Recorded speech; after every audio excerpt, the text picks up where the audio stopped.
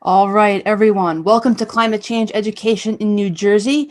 This Zoom forum is hosted by the Alliance for New Jersey Environmental Education. Welcome, one and all. Today's discussion is about climate change education, which is taking place in New Jersey's elementary, middle school, and high school classrooms. Our speakers today will talk about the impacts of climate change that are happening and what activities can be done and are being done in the classrooms as students become more aware of what to do and how to work with the reality of climate change between increases in temperature affecting ecosystems and communities in the United States. Without further ado, we have a packed meeting for today from 7 to 8 p.m. I'm going to introduce our first speaker. His name is John Jones. He is a science and social studies teacher at Alder Avenue High School in Egg Harbor Township. Take it away. Thank you. Actually, a sixth grade teacher from Alder Avenue Middle School. I haven't quite made it to high school yet. Sorry.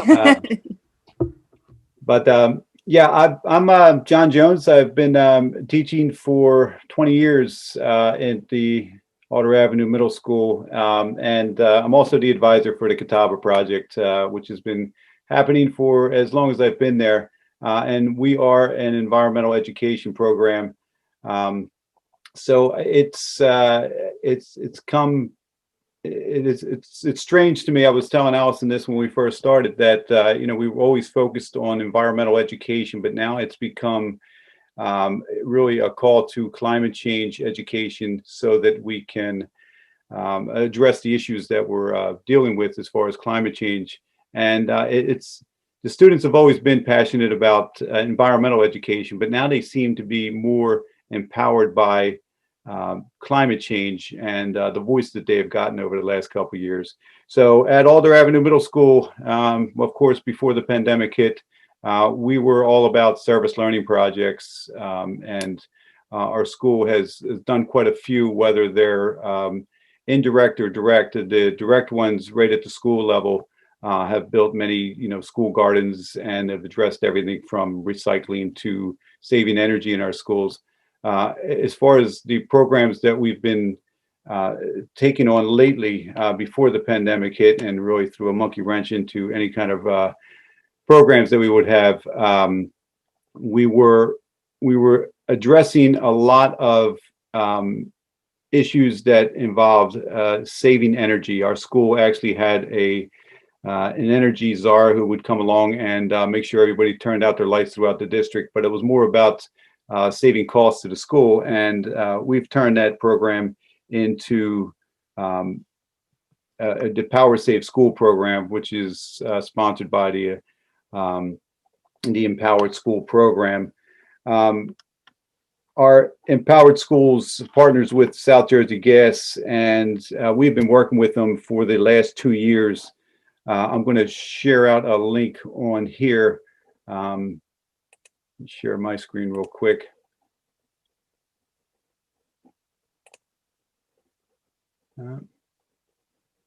There we go. So in the Power Save Schools, with their program, it is really a program that has everything that a teacher could possibly need. We see you, John. Should we see your screen? Yeah, I thought I think we need to give John, make him host. No, hold on. How are we doing there? There we go. My screen up? Yep. All right, awesome. So here's the Power Save School site. And like I said, it is a program that really has everything that you need to bring it out to the students. It is, like I said, hosted by South Jersey Gas, and they accept anyone who wants to join in the program. They've recently sent out invites for people coming back next year, and you can contact them to get involved with the program. It is geared towards, like I said here, empowering students to educate them about energy efficiency. And of course, energy efficiency directly affects climate change because we can reduce the amount of CO2 released. I was, in my first year, it was kind of overwhelmed by how much materials they had here for the teachers to bring into the classroom. They have a site which I will share right here. And the teacher training site is pretty impressive because this platform offers up benchmarks, which takes the students through a program from the education piece of it, which gets down into energy basics, to giving the students the tools they need to get through the classrooms and actually start auditing the energy that the building is using to reduce their carbon footprint. It goes through quite a few benchmarks. There's 10 of them actually, and each benchmark, I'll just click on the energy audit benchmark right here, brings students through videos that they can share out with the students, educational videos about the use of more centered around schools and where the power is being used and what its impact is on their climate change, and take them through a quiz. And then they have these activities. Currently they had school and home-based activities because everyone being put into the hybrid situation where they had a mix of students. In our first year, we did the school activities, and they give you all the equipment you need to get around the schools to conduct an audit on everything from lights to air conditioning. And it really got the students involved. They formed a small team of lead students, and then they would go out and they would advocate for people to start to reduce the energy used by the school. So this is a wonderful program that you can bring in. There's really not a lot that you have to do except get used to the platform. Once you're used to the website or the platform, everything is there for you to go through all the different benchmarks and get your students involved. And it's just take them out and through educating them about climate change, and then going out and doing something directly to have an impact on the climate change that they're learning about. So that's Empowered Schools. Let me stop sharing my screen, and you can go back to your screen to share the PowerPoint. All right, give me 1 second. I'm going to share. All right, thanks, Lisa. And I will take it from here. I want to say a few more words about that Power Save Schools. Those videos are fantastic. They've done an excellent job at making the impact of energy understandable well, especially I think middle school levels, but elementary school levels as well. I think as low as 3rd grade. Yes. And well, we just wrapped up our last meeting, and the students in the elementary school levels did it fantastic. They have 2 different levels, one catered just for the elementary students and one for the middle school and high school students, which were doing more advanced energy audits. But it was fantastic what the students were able to do. And I did leave out, there is a competition involved with it. So you're gaining points as you go along and competing with other schools. So it's really, yeah, good, Allison. It's a wonderful program. Well, and any school that does this program, I accept that audit and the work you do towards your Eco Schools green flag. So you can make it all work together. It can all go towards credit, so you can get 1st, 2nd, or 3rd green flag.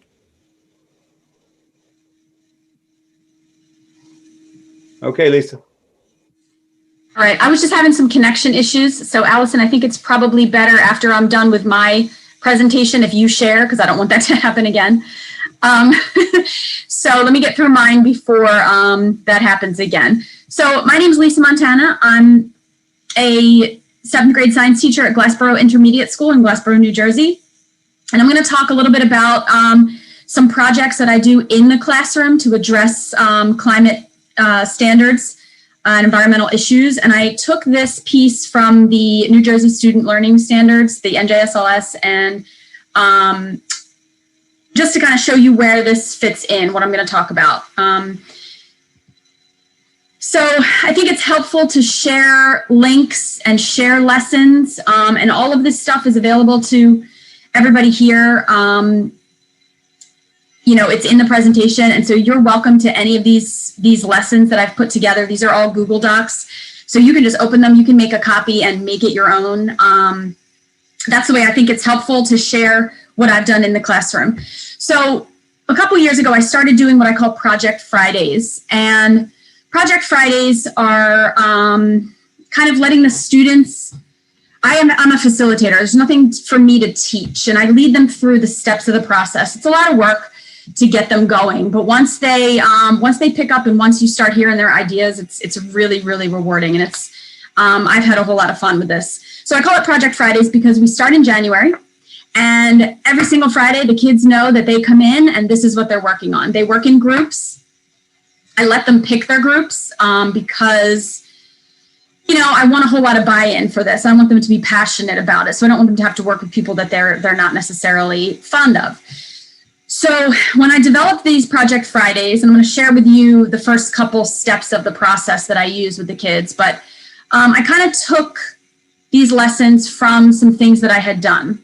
And I included those links as well that you can take a look at. So you'll see at the top here, I don't know if you've heard of the Panasonic Student Eco-Citizenship Project, but I did that one year with my kids.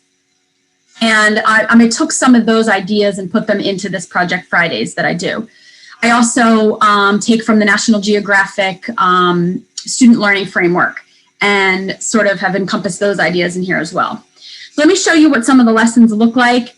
So full disclosure, I did not do this last year because of COVID, and I did not do this year because of COVID. It involves a lot of like student group work, and we just didn't have, it was too risky for us to do that this year in the classroom. So just so that you know. So let's take a look at lesson 1. What I have students start with is, let this come up here. They're going to research and define an environmental issue in the community. And I take them to the EPA website where they can look through a list of topics, and hopefully that helps them trigger ideas. So they brainstorm. Right, so that's there for you to look at, and the EPA link is there as well. In lesson 2, I have here for you what I did in lesson 2. What I do after they brainstorm lists of ideas, and sometimes my kids need a lot of help with this, triggering ideas. What are some environmental issues related to air? They talk about pollution, and I sort of go along and I facilitate having them spit those ideas out, things that they've noticed in their community. In lesson 2, I put those big sticky notes up around the room, and I have kids walk around. I give them different colored markers, so each group has a different colored marker, and they list all the ideas that they came up with. And I give them 2 minutes at each, so they're rotating to different stations, and they're writing down their lists of ideas. Then out of those ideas, they come up with environmental issues in our area. So it becomes more localized. So what are issues in our area? We don't really have floods in Glassboro, New Jersey, but we do have issues with pollution.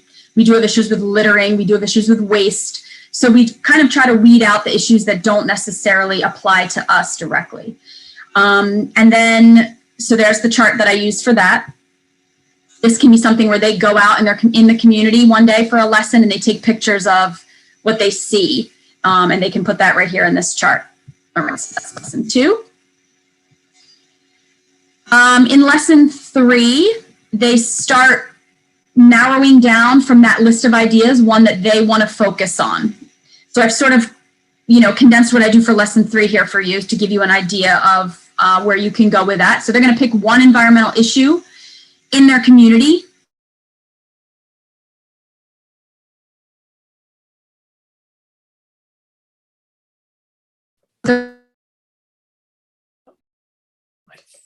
Looks like Lisa may have frozen. So Allison. I can I take over? How do I make me co-host? And then when she jumps back in.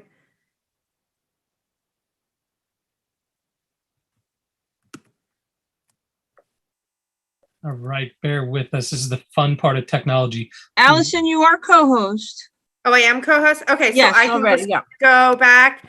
So what do I have to do? Share my screen? Share screen. Yep. You will stop other sharing, yes. And screen. Sorry, I talked to myself. Now you all know me. No, that's okay. We need the entertainment. Can't have any dead air during these things. Okay, all right. So I think I have access. So she does go through all her lessons here. There we go. If Lisa comes back, then I'll let her come back to her. We can finish her slides at the end. Right. But I really like how she lays out the process here. So I think this Can you was hear her me? slide. Oh, hey, Lisa, you're back. Yes, I have it. You're right here. Go ahead. Back to lesson 4.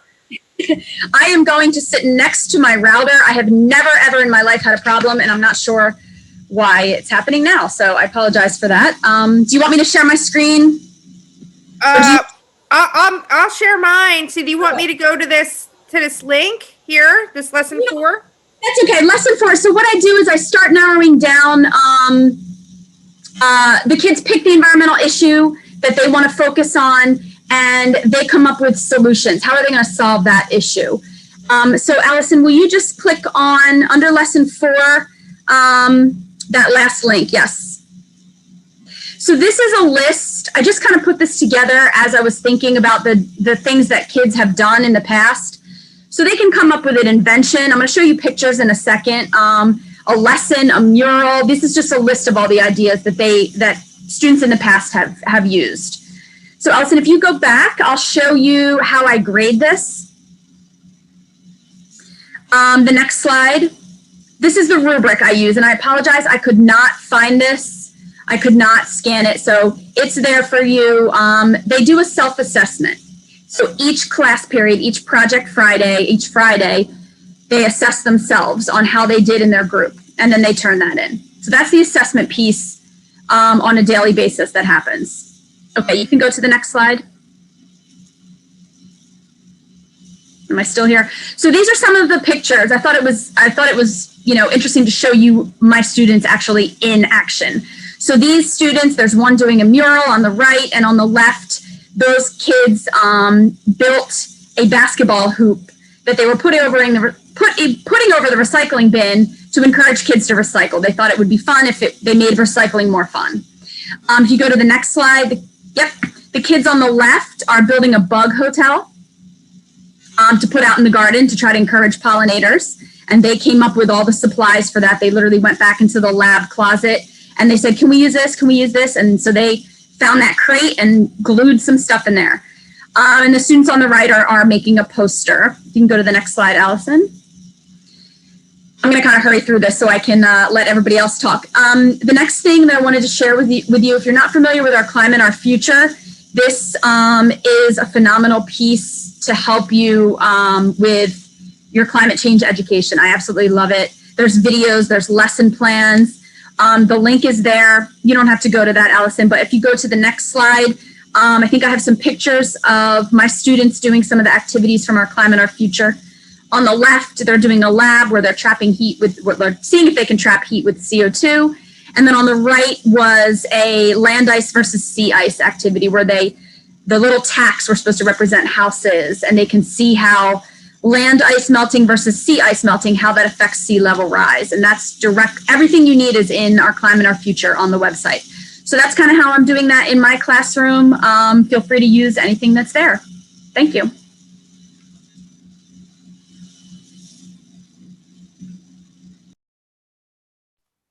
Thanks, Lisa. Betsy, do you want me to do your slides or do you want them? I'll go ahead and click us through. Wendy, you're okay with me clicking you through too? Okay. Yeah, that's perfectly fine. Oh, so I'll stop sharing then.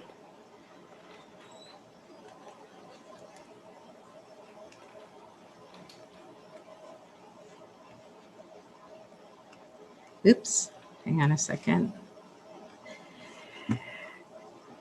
So I am Betsy Freeman, the clicker through, and I'm actually going to let you meet Wendy first, and then I'll take over from there. Go ahead, Wendy. All right. I'm Wendy Reardon, and I'm from the Reddington Public Schools in White House Station, New Jersey. And I teach technology right now in the K-3 building, but I used to teach science for 10 years in the upper elementary. So environment and climate change is near and dear to my heart. I'm the green team lead at White House School right now, and we're proud to say that we have National Green Ribbons, Eco School flags, and Sustainable Jersey certifications for all of our schools. And so coming back then, I am Betsy Freeman, and I am a middle school GT enrichment teacher. I also coach our students in their Eco Ambassadors Club, and then also we have a National Green School Society and Honor Society here. And then I'm also our coordinator for green initiatives and sustainability. And so what Wendy and I are here to talk about today is how a little bit of that articulation that happens and kind of the wonderful things that can happen, on my middle school end, when you have amazing teachers that start at K-3, developing that mindset that is about stewardship and sustainability and understanding our relation to nature. So with that said, I'm going to turn it back to Wendy to show you how that works.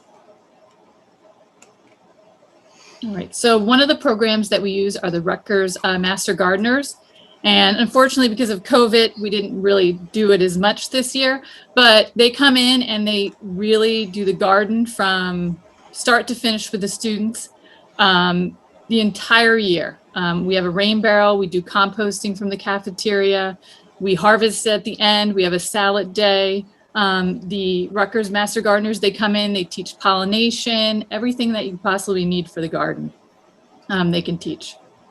And because of COVID, we kind of did COVID style gardening inside the classroom this year. So our kindergartners really started, we did some recyclable yogurt cups with our seedlings. And then we even went a little bit further and we learned how we could make food from scraps to help reduce waste.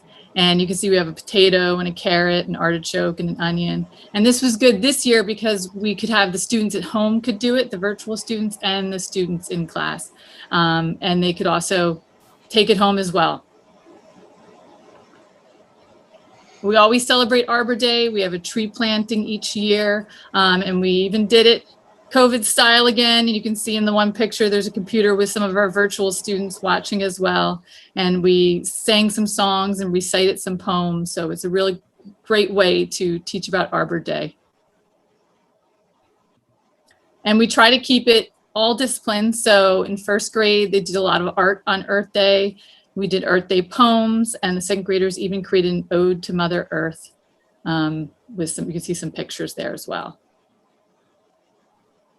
We had the third graders, and this was pretty much just because the kids really got involved watching the camera for the Eagles. So we had a virtual, and that's a lot of what we think. Doing this is kind of last minute things. If the students really get interested in doing something, we try to go off of that. So they really interested in the Eagle Cam. So we had a wildlife conservationist come and watch us virtually and learn a little bit about the eagles and their struggles. And the third graders always plant trees, saplings each year around Arbor Day as well. And then since I am a special area teacher, we always try to include the special areas as well. And in music, we had the students use recyclable materials to create rhythms. And then we also, the librarian, made sure that the students all read the 2021 Caldecott book winner, which was the We Are Water Protectors, which helps learn about conservation of water. And the students all took the pledge, and it was really great. And then that's just a few of the things that we do. In technology, we also, we make Earth Day posters and we make videos of them, which you can always view on our website. But we have poems, we have hikes where the students go around and look at the different things around the school, including erosion.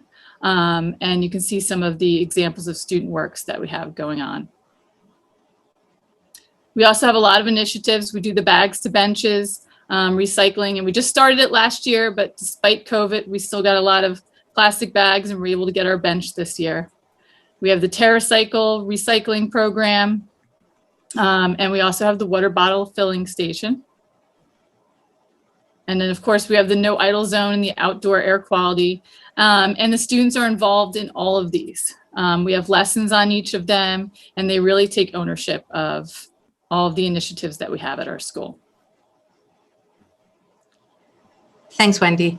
So I think you all can see how deeply the kids and hands-on they are at K-3. So by the time they hit middle school, we're looking for them to tie locally with globally, and then tie it to some of the most important issues pressing our world today. So I first have to give a shout out, and I'll tell you how my slides work, much like how Lisa did.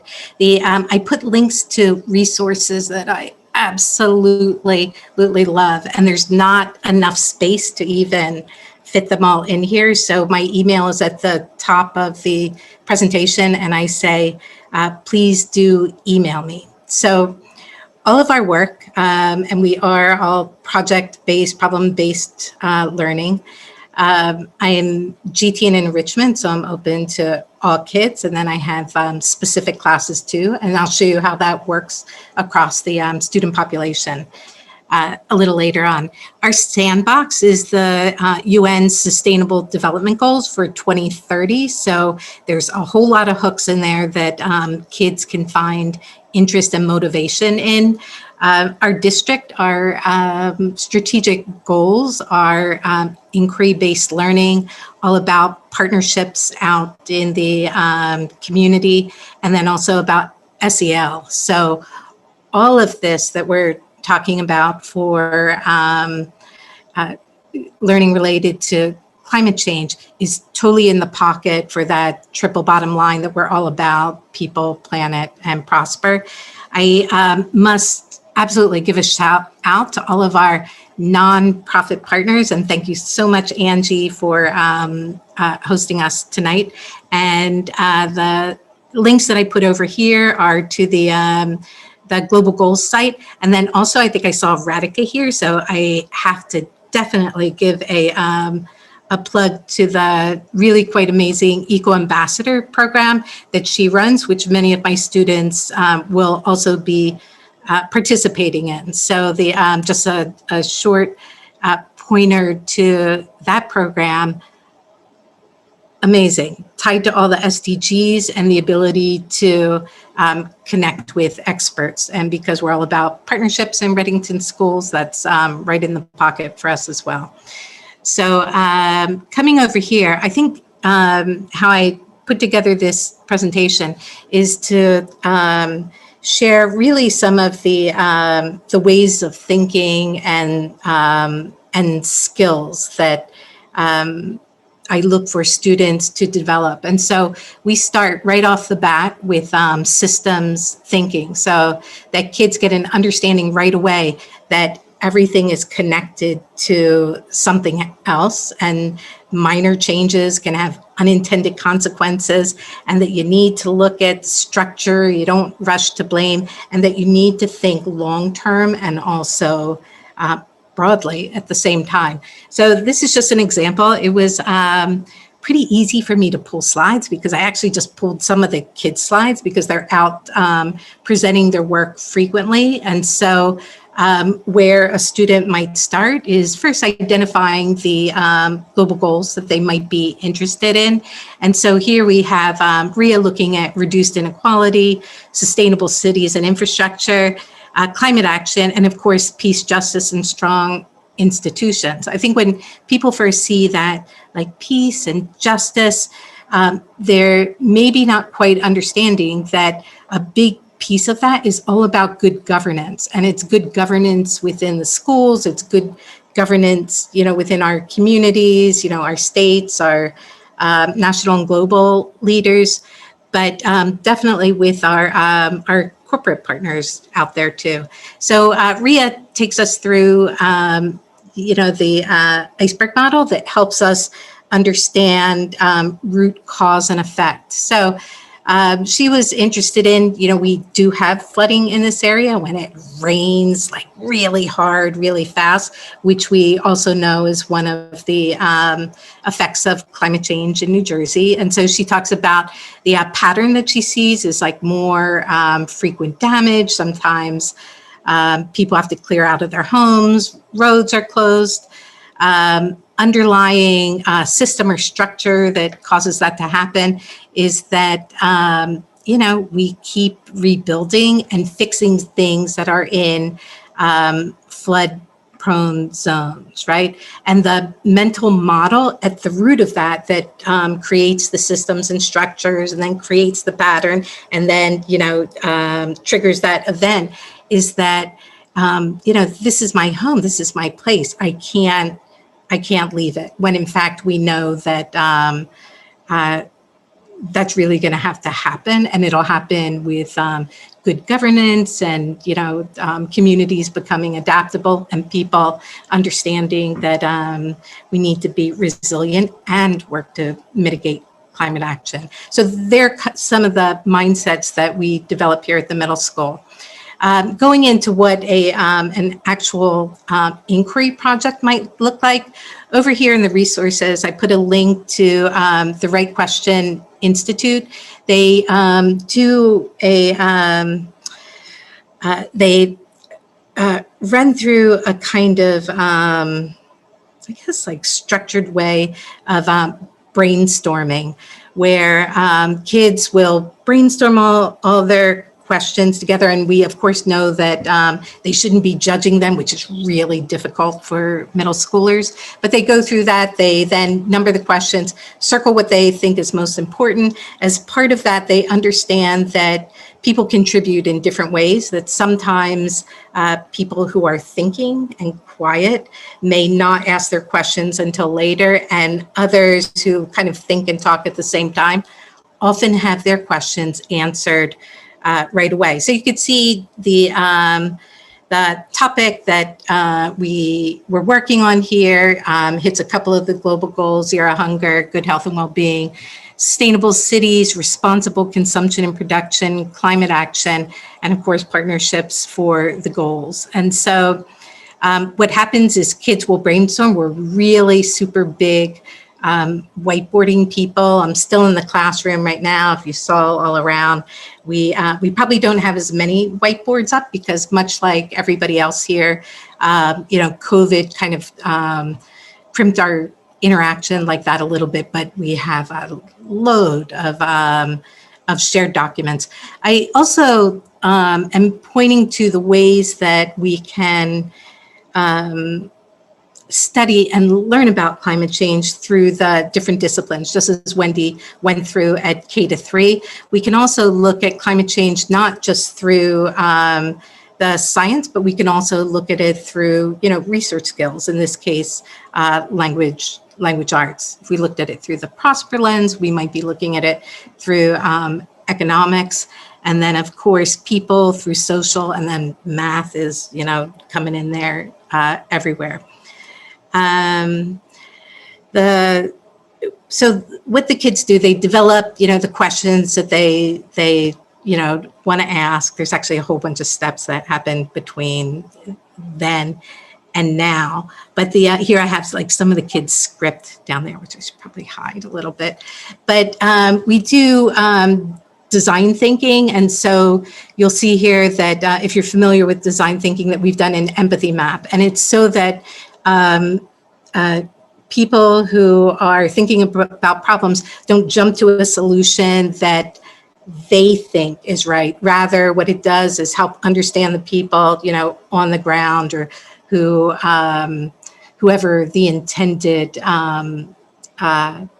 user partner might be. We also, one of the resources I put here is, of course, Maslow's hierarchy of needs. And so we talk about, that people need to have their physiological needs met, and then safety, not always necessarily in this order, but they can go up to belongingness and esteem and self-fulfillment once those needs have been met. So we have a lot of equity-based discussions coming off rooted in Maslow's.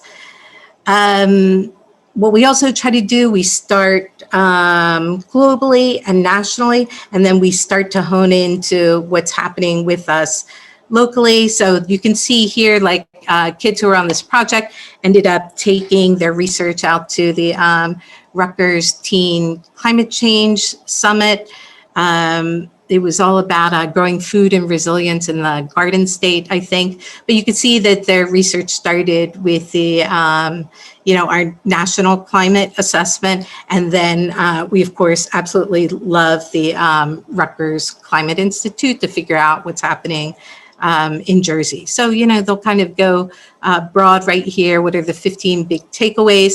And then drill down into, because they were food-based in their research, like thinking about, what agricultural impacts could be in Jersey. And then because we're also talking about, the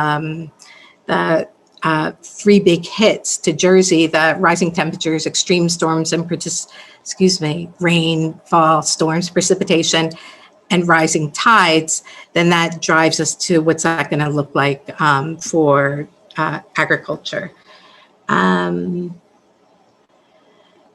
Coming over here, we're big, mind mapping people. You could see the kids at work, but I think what you can also see here is how really that triple bottom line manifests. And so if there's misspelling in here, it's like all the kids. And whenever I look at their whiteboards that everybody can see who walks in the classroom, I immediately say, I didn't write that. That's, that spelling isn't mine right there. But you can see they get kind of territorial too with their white spaces, like do not erase. So, it's interesting. I think a lot of the discussion that we have around Maslow's, around equity, about the needs of people, draws out some of these. So when we're thinking about a solution that will produce more food for people, they were looking at, vertical farming. So they were kind of looking at that, the economics of physical space there. But if you see, the more they started to brainstorm, they thought about, it has like an aesthetic part of it, the whole nature connection in here. Here's economics over here. Here's effects of climate change, light, some of the technical aspects over there as well. Let me see the end results. So they ended up, here's growing, what they ended up is doing a comparison between, traditional horizontal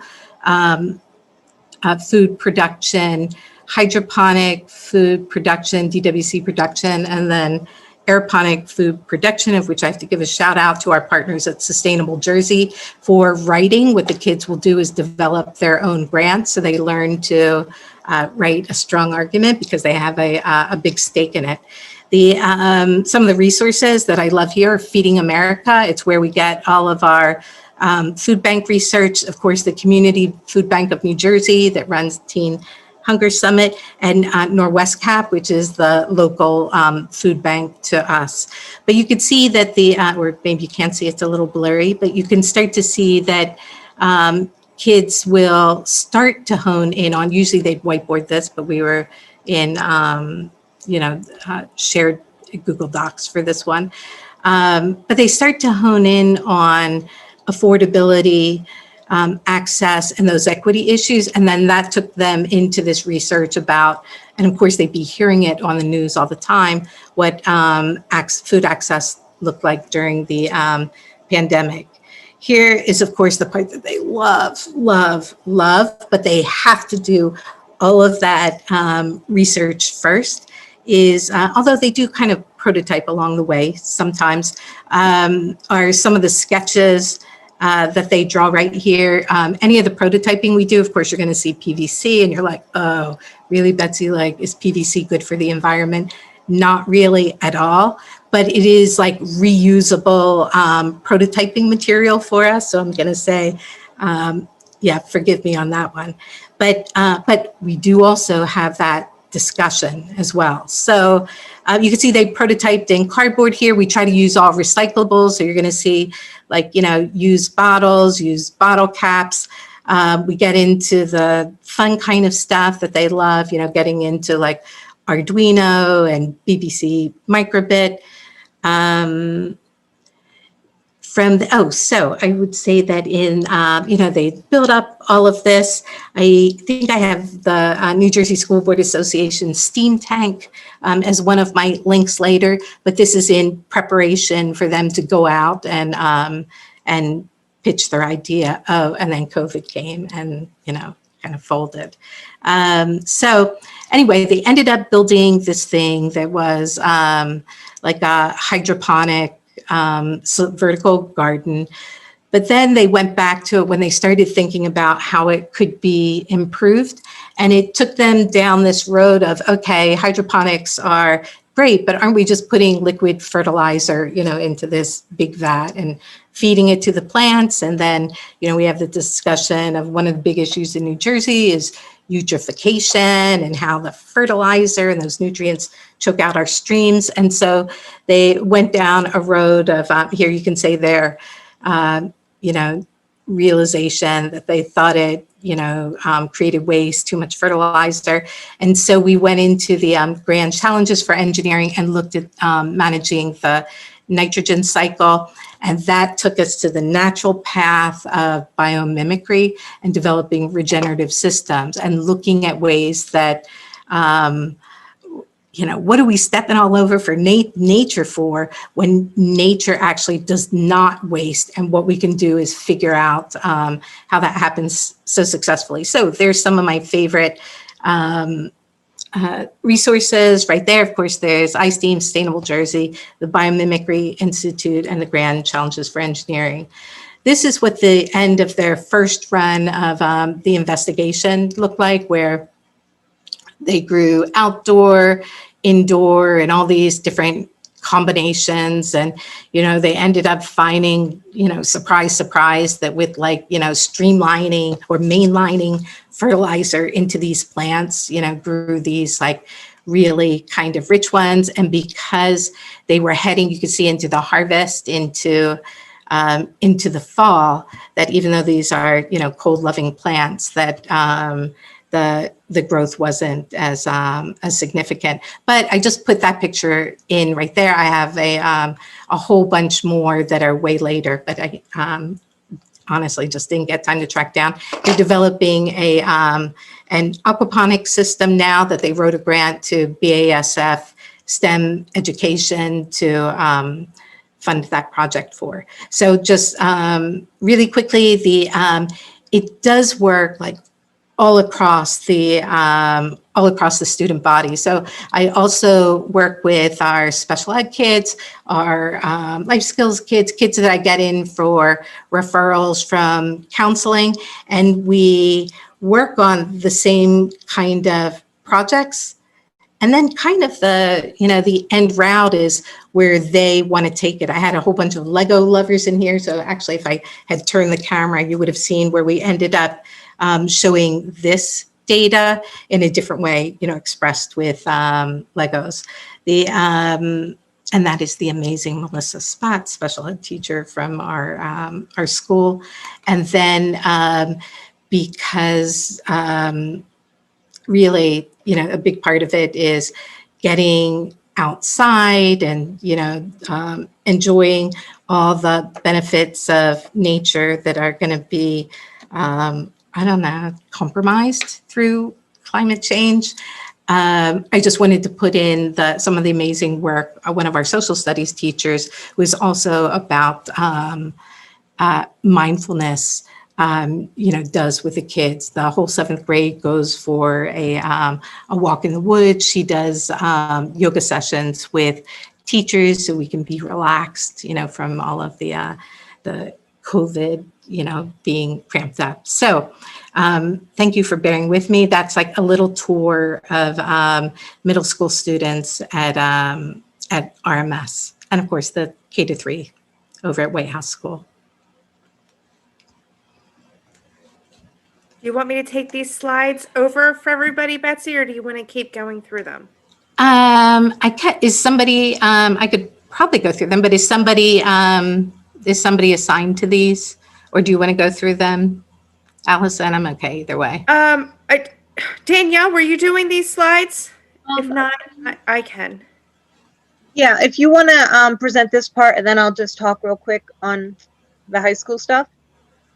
Sure. So, in June 2020, the new climate change standards were adopted throughout the learning standards everywhere, basically, except for math and language arts, because they have a 4-year term where they're going to get revised anyway.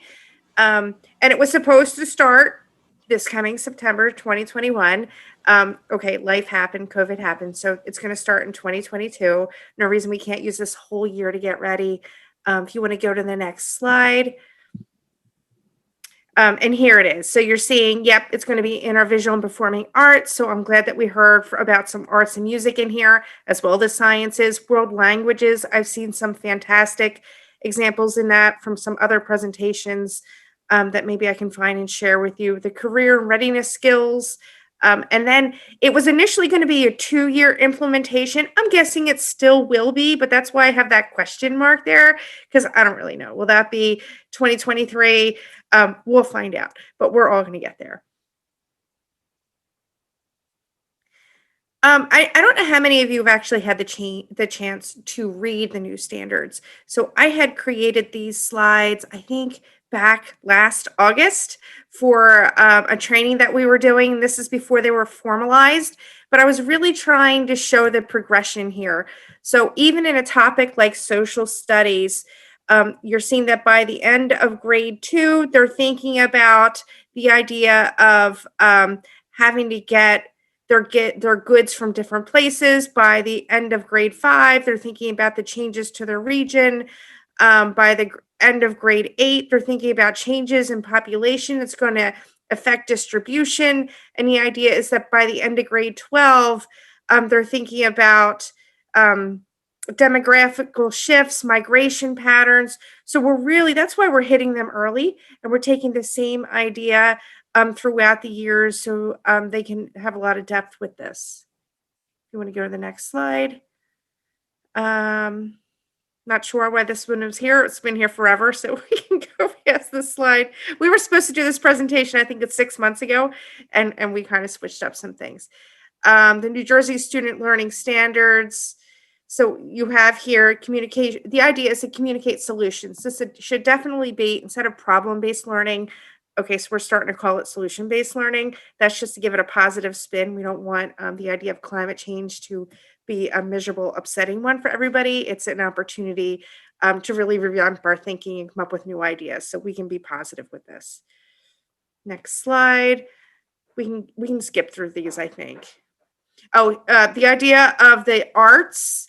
I think this is so much fun with dance to use the idea of climate change into performance expectations for, so they're supposed to be synthesizing and relating knowledge. They're supposed to be creating, right? But using the idea of global issues, including climate change as a topic for dance, that's just going to be really exciting to see what those results look like. So I'm hoping that we'll get some with NJ Arts next year. I'm really looking forward to see what kind of results come from this. This is going to be pretty exciting to see how it really shifts and changes what these created dance routines look like.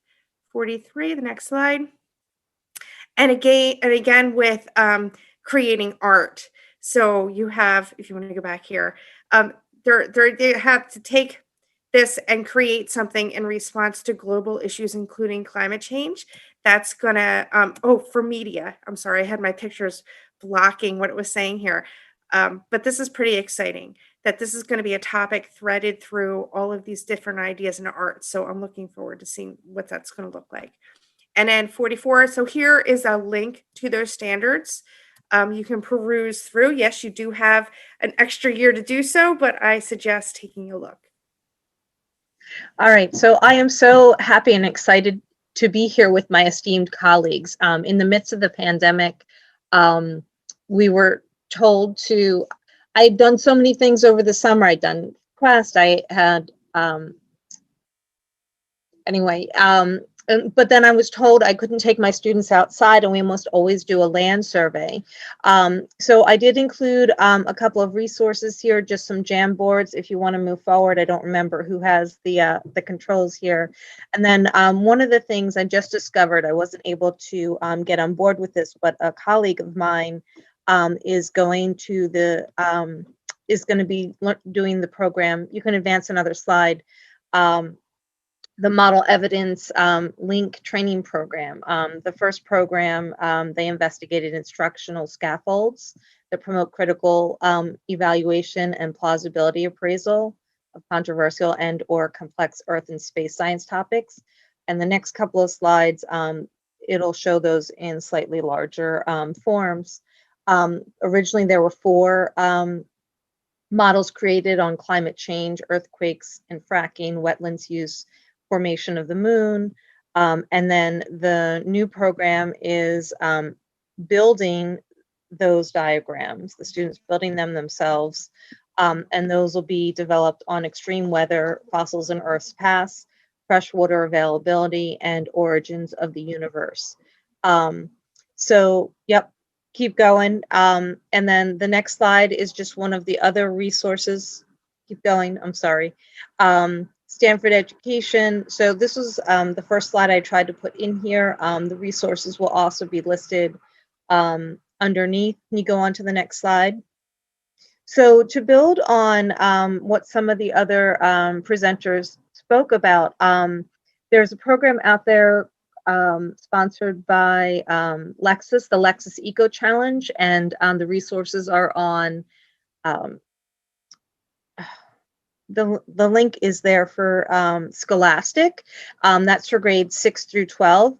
None of my students have actually presented through that program, but there is a nice basis for them developing and stepping through the processes there. There are a couple other resources that I listed here, and I don't want to talk about all of them. I know that Allison has a lot more to present. So thank you, and I wish you all well. Yep, you need to go forward to slide 56, I believe. And I don't know who Oz is behind the curtain doing all these slides for us, but that's great. I will try to go quickly because we still have another presenter, and I told everybody it was okay to squeeze me, especially because mine's scripted. I've done this one a bunch of times, so I can go through pretty quick. So I'm going to talk about climate change from a K through 12 student perspective with its impacts on health. Okay, so a different way to look at it. So I took this picture, this diagram actually came from the CDC. And nationally, educators can use websites like the CDC or the NOAA or FEMA to look for data and explanations of climate change impacts. Climate change, together with other natural and human-made stressors, they're going to influence human health and disease in numerous ways, which are shown on this graphic. Some of the existing health threats are going to intensify, and new health threats will emerge. Not everyone is equally at risk. Important considerations are going to be age and economic resources and locations. But in the US, public health can be affected by disruptions to physical and ecological systems, including disturbances originating here and elsewhere. The health effects of these disruptions include increased respiratory and cardiovascular diseases, injuries, premature deaths related to extreme weather events, changes in prevalence and geographical distribution of food, and waterborne illnesses and other infectious diseases, and threats to mental health, as we learned this year with COVID. So let me demonstrate how your students can use this data to design solutions in their schools and communities in response to these climate change impacts. You want to go to the next slide? So sea levels are rising in New Jersey at roughly twice the global average. That's leaving places like Atlantic City increasingly threatened by sunny day flooding, with water levels now high enough that it only takes a particularly high tide for the bay to spill into neighborhoods. Pictured at the top are students from the Marine Academy of Science and Technology in Sandy Hook. They're planting seed beach amaranth, which is vital for dune formation, and it sets seed when it dies. Sandy Hook had large, well-developed dune systems to protect the area, until Superstorm Sandy washed the dunes along with the seeds inward. So the same sand had to be replaced in hopes of retrieving some of the seeds. And the populations of this plant only come back at about 50%. So it was a real concern to these students, and they researched the problem and installed the plugs to help stabilize their existing dunes. Pictured at the bottom are students from the Cape May VOTEC. The bridge they stand on is normally used to reach their boat dock from a pathway through the marsh behind their school. Access to the bridge is increasingly cut off from elevated water levels, so the sustainability and environmental students teamed up with the engineering students to look into materials for creating a floating walkway in the future. Both of these lessons and all of the learning materials and the projects, they were documented by the teachers as examples for New Jersey teachers to use in a joint publication that New Jersey Audubon did with the Department of Environmental Protection in a public online publication, which I'll show you later, called the Teaching Guide, Teacher's Guide to Building Ecological Solutions for Environmental Hazards. Go to the next slide. So heavier rain makes stormwater runoff an even bigger problem, particularly in heavily developed urban areas. Older cities in a state like Newark and Patterson, they use combined systems to handle sewer water and stormwater runoff. When those systems are overwhelmed, which heavier rain makes more likely, raw sewage can end up being emptied directly into the waterways. Beyond that, stormwater can carry nutrient-laden pollution like fertilizers and dog waste into the lakes. When those nutrients are combined with warmer air and water temperatures, those lakes turn into just a disaster. So top left, students looked for areas of rainwater runoff to site a rain garden. Bottom left, students created an activity to teach their peers how deeper root systems can act as filters and hold on to soil. So they set up a station in the middle of their courtyard to teach their other students that. On the right, students from the Frog Pond Elementary School and Lincoln Middle School in Kearney, they installed rain gardens using native plants and added stormwater drainage systems to their courtyard. Next slide. Climate change is setting the stage for New Jersey to have worse air quality. Ozone pollution, also called smog, is formed when tailpipe emissions from cars and trucks react to the air on hot, sunny days. As New Jersey has more hot days, there's going to be more trouble with asthma. That's going to have impacts on human health. Ozone pollution has been described as sunburn for the lungs, and it can be life-threatening for the roughly 1 million New Jerseyans diagnosed with asthma or chronic obstructive pulmonary disease. Beyond smog, longer periods without frost in New Jersey is going to create longer allergy seasons. You guys noticing the pollen this year? It's a bit of a disaster. During a summer professional, back to the other slide. Harder to breathe. Got it. Okay.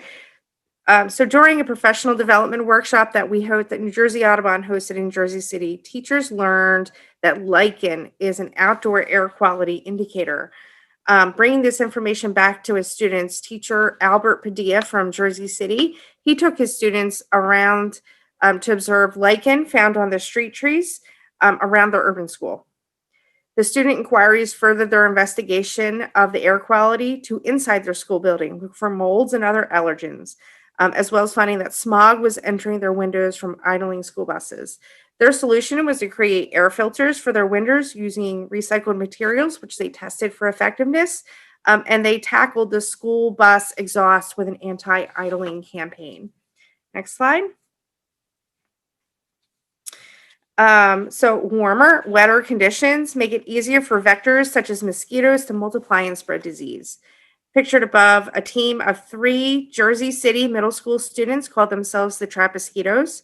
Directly across from their school is a very high brick wall hiding a reservoir no longer providing the city's drinking water, so it's used as a place of learning. Zika had been in the news, and the girls were concerned that climate change would continue to increase the range of the mosquitoes that could carry the disease. Their place-based solution was to create a mosquito trap that would attract the mosquitoes into small holes in PVC pipe down to the CO2 coming from rotting fruit placed at the bottom. The girls improved their design by changing the size of the holes so only mosquitoes and not beneficial pollinators were getting trapped. Then they added a fan to increase the perimeter they could reach and installed a solar panel to power the fan. The girls then held a virtual session with students from other schools to instruct them on how to recreate their design. Next slide. While the COVID-19 pandemic continues to impact our communities, this crisis has also shown us the interconnected nature as well as the inequities of our health, climate, social, and financial systems. Like the virus, the climate crisis is a problem of exponential growth that will require big changes to ensure that the most severe impacts are minimized. A key component will be education that supports all aspects of building a more resilient, equitable, and sustainable future. In response to this looming climate change, New Jersey became the first state to officially adopt the climate change learning standards in an effort championed by First Lady Tammy Murphy. And originally by September 22, now by September 2023, climate change will be addressed in science, careers, health and phys ed, computer science and design, social studies, visual and performing arts, and world languages.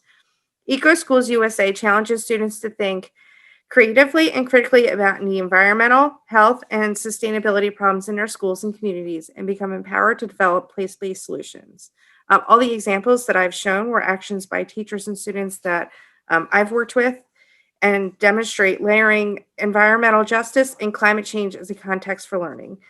This is a natural progression, and it's deepening student understanding of these complex environmental and social and sustainability issues. Next slide. How can an educator find out how climate change is impacting the community they will reach? Well, in addition to the CDC's data, I'm going to share you a couple examples of national, state, and local resources. Next slide. So in addition to the CDC, nationally, educators can look at NOAA and FEMA. So take a look at this site here from FEMA. And each of these, I don't know if they're clickable in this presentation, but I know if you go to the link that I put at the bottom, every one of these arrows, sorry, I should have done that to you. Every one of those arrows takes you to a new resource. There, you're going to see tons of stuff. There it is. That's exactly it. So you're going to get to see all these resources if you come to this website. In addition, they list climate.gov, NASA, and the EPA Stormwater Calculator for more additional tools and data sets that can engage and inform your students. So I know data sets is a big thing that people have been asking about. I don't know how we got here, but that's okay. I'll keep talking. Can you hear me? Can you? Oh, okay. So it was me that hit a button, not you. Sorry, I was looking at the wrong screen on my own computer. Okay, so NOAA also created this classroom-ready data resources. It's listed on this website. So if you go to that link, each of these are going to be in a digital link that's going to give you more information. And yep, cool, awesome. You guys are going to have so many toys to play with. Yes, all of this. Okay, cool. Next slide.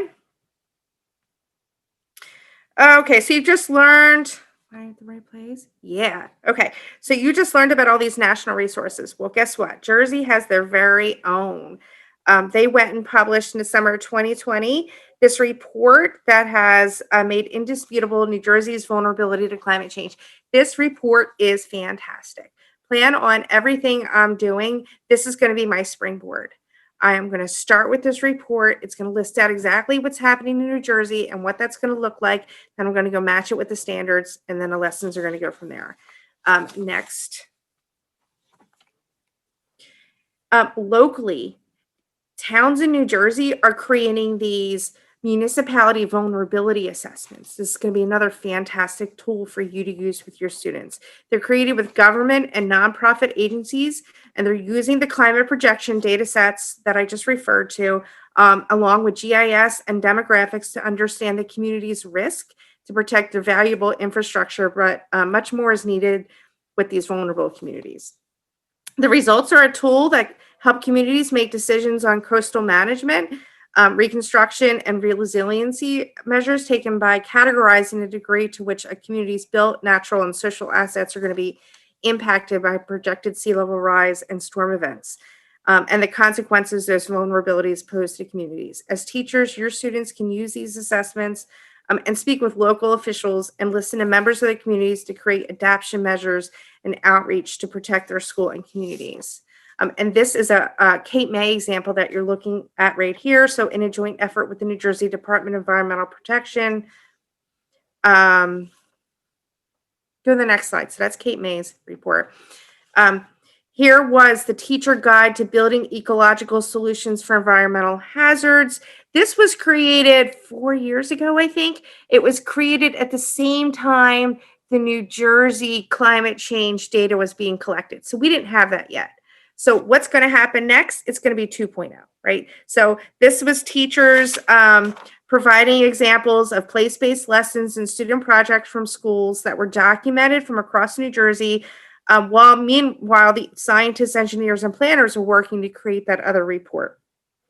Students can refer to these real-life community resiliency projects that are listed in this teacher guide to design their own solutions to reduce runoff into local estuaries, study salt marsh water quality, flora and fauna, and participate in citizen science activities. So I suggest that you check out this publication as well. You'll probably see some of your colleagues listing their activities in here.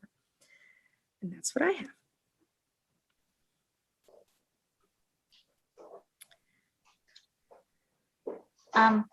Good evening, everybody. My name is Michelle Morey. I'm a second grade teacher at the George L. Katcherbaum School in Long Branch.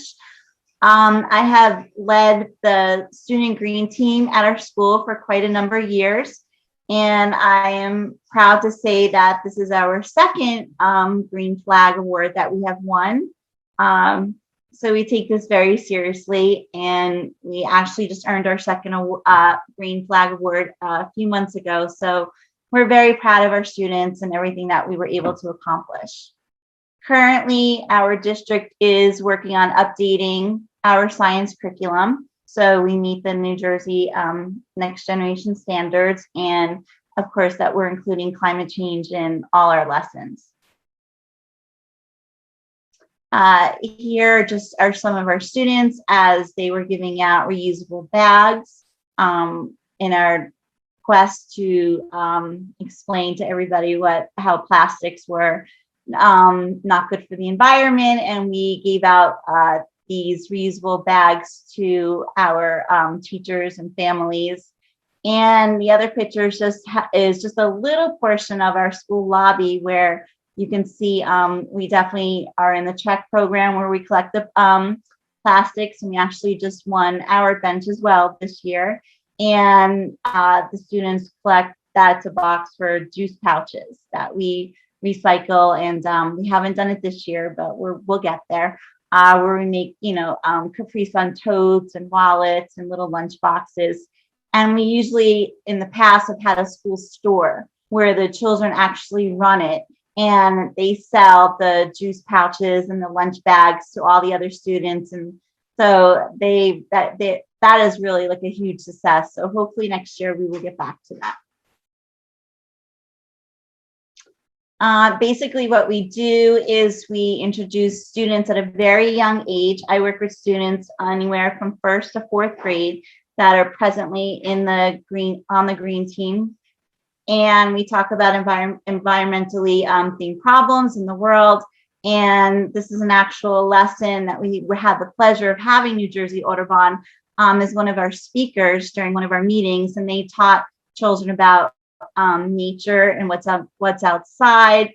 If they looked under a log, what might they find? And we also have a picture of one of our students who actually went out and made his own Instagram account. And he actually went out there on his own on the weekend, and his mom kind of sent us this photo. And he's volunteering his time. He's putting what he's learned into practice, and he's out there doing his thing. So that we're very proud of him. Currently, we started an ongoing project within our school that we will continue next year because Governor Murphy had banned plastic and there'll be no longer the paper bags. We brainstormed ways that what can we use in lieu of that.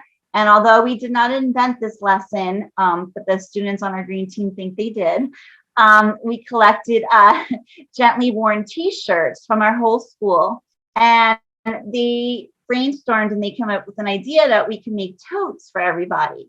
So that way they take their t-shirts and we turn them into totes. And we actually went out a little bit in our community, and you can see one of the students actually passing out the totes to someone out in Long Branch.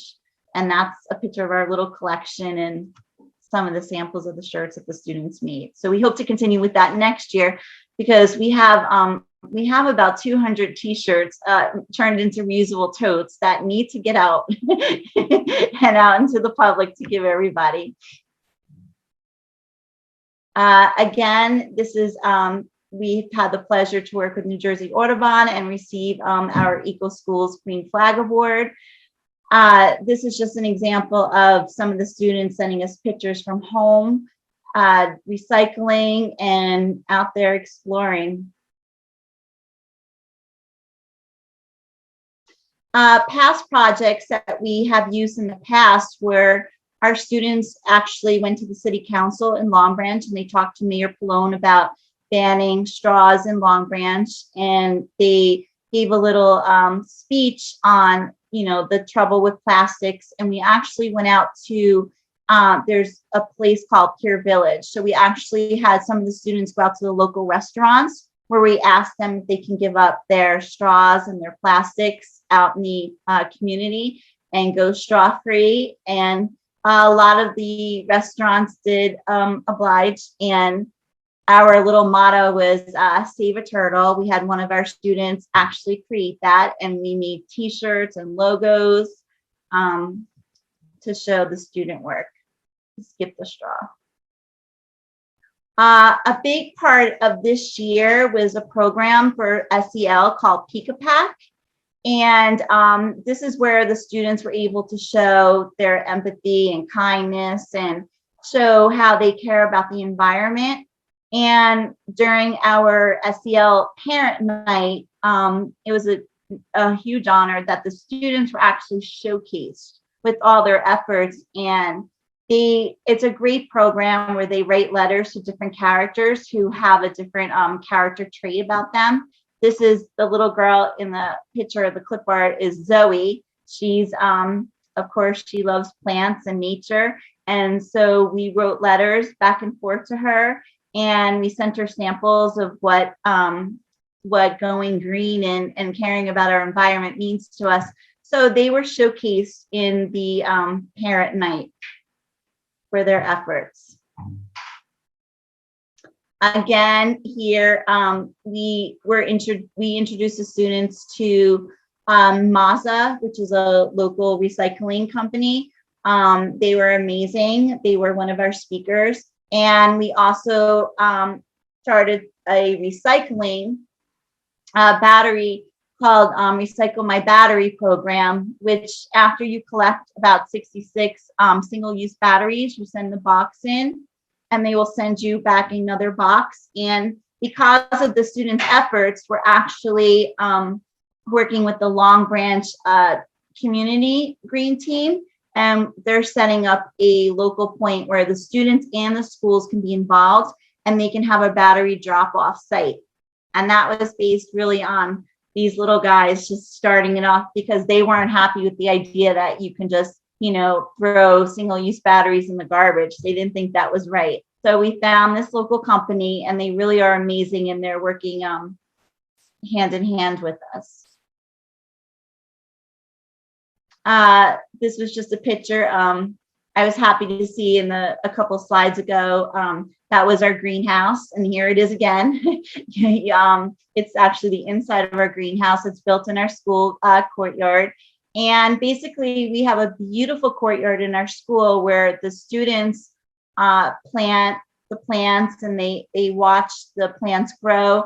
And the picture at the top there was a display that when we have school events like parent-teacher conferences or welcome back, we actually took the produce from the courtyard and we would have a display out there, and we would sell things very, very reasonable maybe 5 cucumbers for $1, 4 tomatoes for 50 cents. So it's just our way of giving back to the community, where we also have a local market in town where we have some of the middle school and the high school students actually work there 1 day a week in the summer, and they're able to give back to the community. Right now, our produce usually goes to pantries in our town because of COVID, so it's a little restricted, but we do provide fresh fruits and vegetables for the families in Long Branch. So part of their meals, they're able to pick up a week's worth of food, and the produce does come from our school gardens.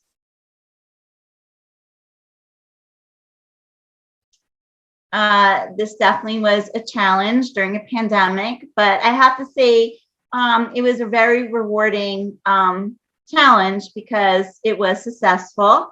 And we actually, again, we worked with a whole bunch of different organizations and that were speakers with our students, anywhere from talking about green jobs to recycling to we even had climate change speakers. We had parks and tours and trails, watersheds. We had a lot of speakers on every different type of topic.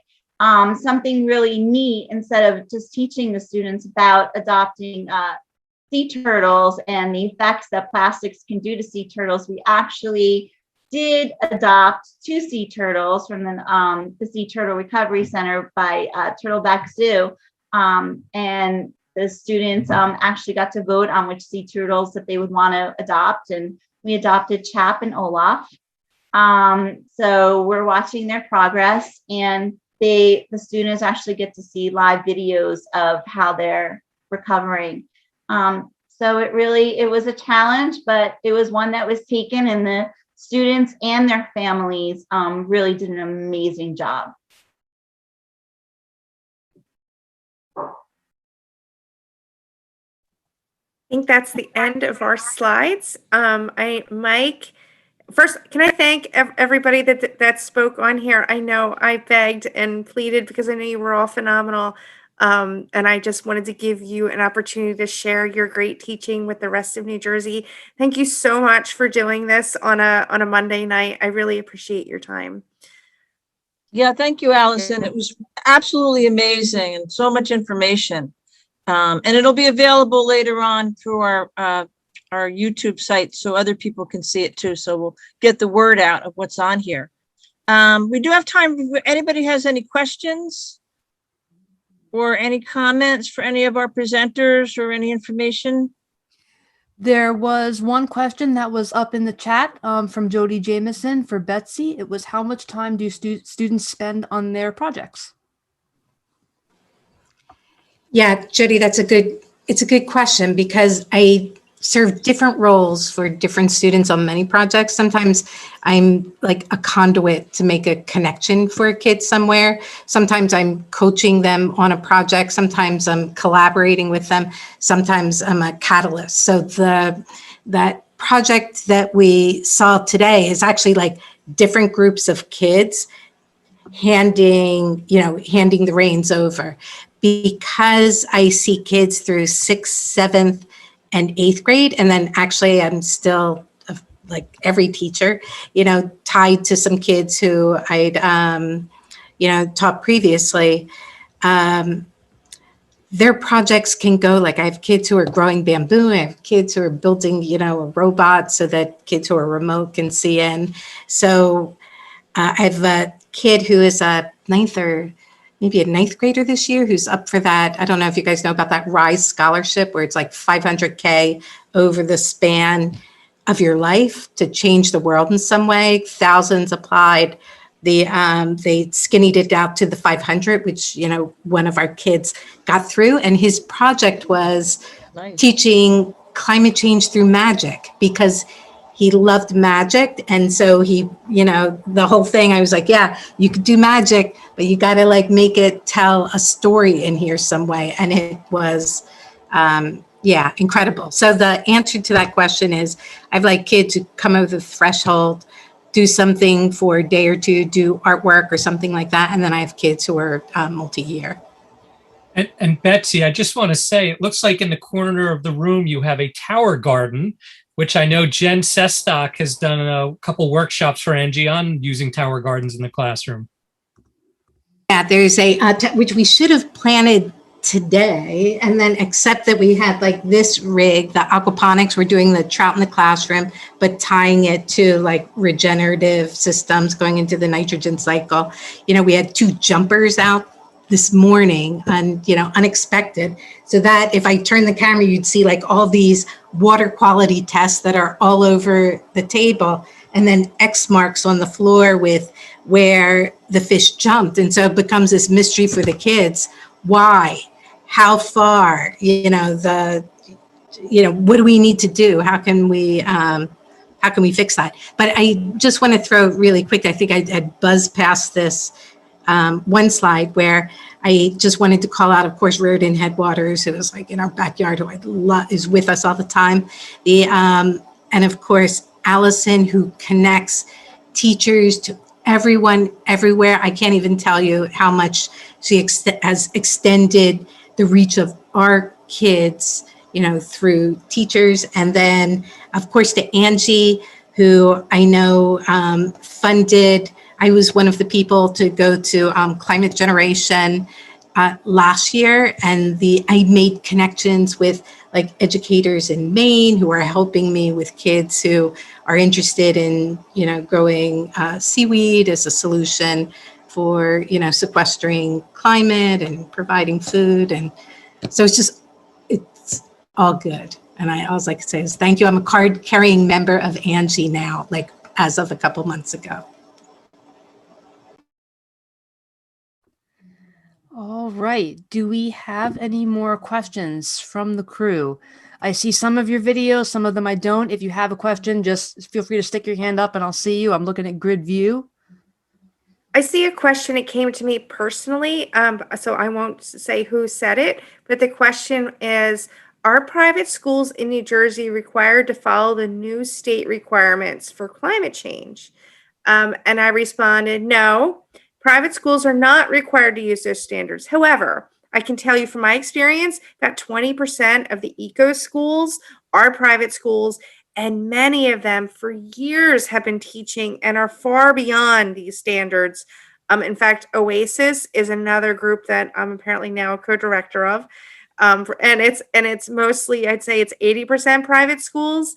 And they have been talking about this for, what do you think, 10 years, Mike? Oasis. So it's definitely been on the private schools, independent school side for a long time.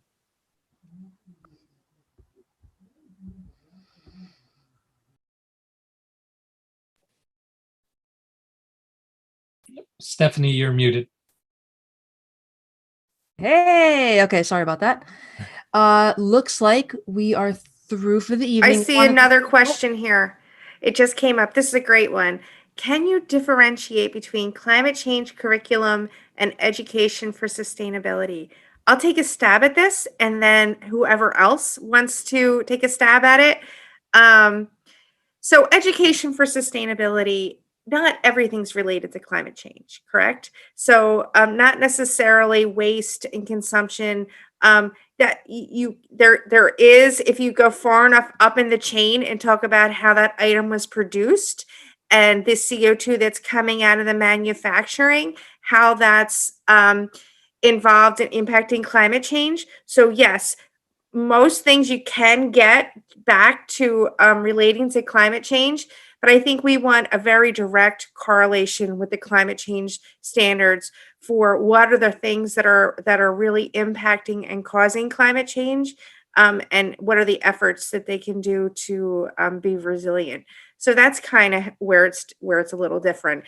Even something like foods, you have to think about how your systems are going to be affected, and I think that we already had a fantastic example of food, how it's being impacted by climate change.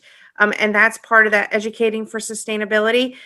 So it really all ties together. And I think I just didn't give a real great answer the way I just talked through that. You did, Allison, you did. The easiest way to just is the, education for sustainability is like the umbrella, and climate change standards is one of the major things that would fall under it. But you gave the details of it very well.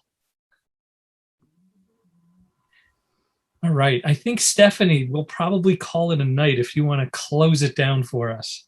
You got it. Sending a message to everyone in the chat. Our next, and I believe it's the last Zoom forum, inclusive communication and programmatic decision making on June 10th. Be there for some great information. Thank you all so much for coming out this evening. Check out our website as well as the Facebook page for the Alliance for New Jersey Environmental Education, Angie. And thank you guys so much for coming today. And we will see you again. Have a wonderful evening, and thank you so much for your great insight and all of your achievements and projects. Keep rolling.